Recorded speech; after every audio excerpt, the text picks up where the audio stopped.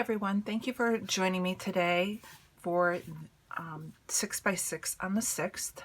Today is the 16th and I'm bringing you the second layout of the series.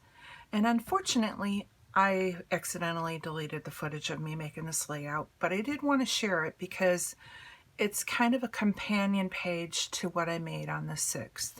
So as you can see, I used for my background a piece of paper that from my stash that I don't really care for. So again, if you're looking at trying to use some of your paper pads and things, and there's pieces of paper in there that you don't necessarily care for, grab those and use those for those backgrounds that are going to be covered up and you really don't care. So this is the layout I made. Now what I did was I took the leftover pieces that I had from the 6th. And if you'll remember, I had taken 4 6 by 6 pieces of paper.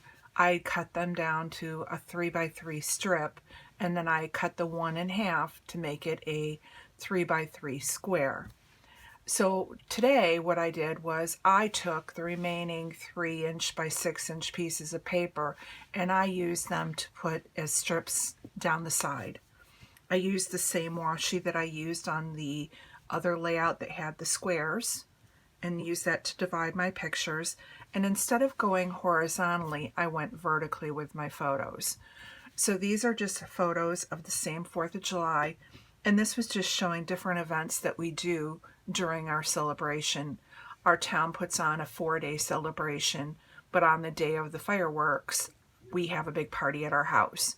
And so we have family and friends. They go and do the bags tournament. We go down and we play bingo. I have a girlfriend who makes some yummy cocktails, and so for this year she made Moscow mules. And then we end the party with walking down to the school, which is next to our house, where they shoot off the fireworks, and we are all sitting right here in the football field and they shoot them over the top. So this just kind of is a nice snapshot of the events.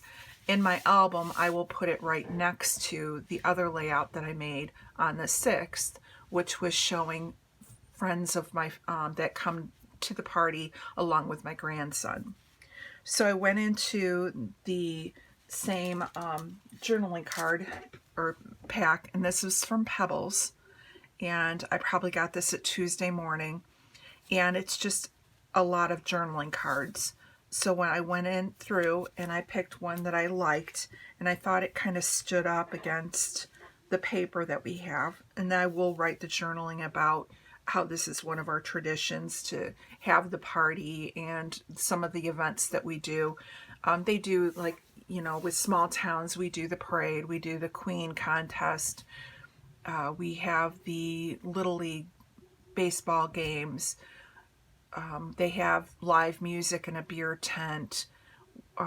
They have the canine unit from the police department comes and puts on a show. So it's a very small town, which I absolutely love. And again, this is just a snapshot of some of those, and that's what I'll journal about. So I, again, used the Sweet Freedom by Pink Paisley paper. I don't know where my washi tape came from. It probably came from like either Queen and Company or I don't know. I could guess, but I get my washi all over the place. I did use some of the cardstock stickers from the Sweet Freedom pack. I used some of the one of the puffy stickers from there. Just some random enamel dots from there. The stars were from the Sweet Freedom as well. These two stickers, where did they come from?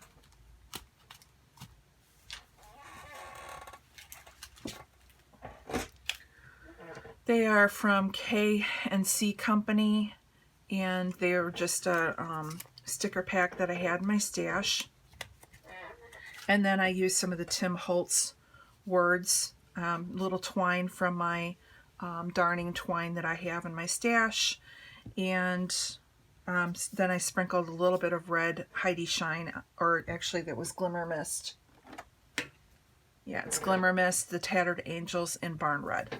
And that is it for my layout.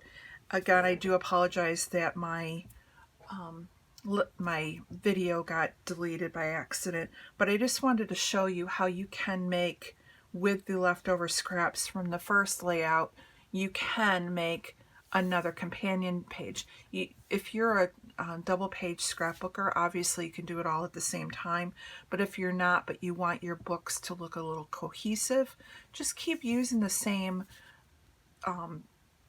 set. You know, you don't have, the pages don't look the same, they're different, but because I'm using the Sweet Freedom throughout, they look cohesive.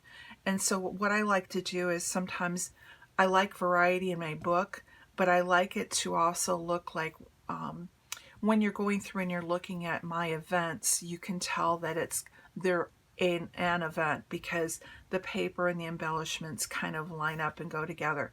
But again, that's strictly up to you and what works for you. There is no rules in what you do, whatever makes you feel creative. If you don't have the 6x6 paper pads in your collection, just go into your blue, red, and white scraps and see what you've got, and cut it down into a 3x6 square. And again, remember, use those papers that you don't care for. There's no sense wasting it. I know some people throw them away, donate them. Find a use for it. Double it up. And even the thinner paper that you might think is too thin for a background, when you put the pictures on and then you cover it with another layer of paper, it thickens it up. So you don't have to worry even about those thin papers. You're just using it for a base to build on. I want to thank you for joining me again today for 6x6 on the 6th, and join me again on the 26th, where we'll have our last layout for the month. Thank you so much for watching, and you have a great day.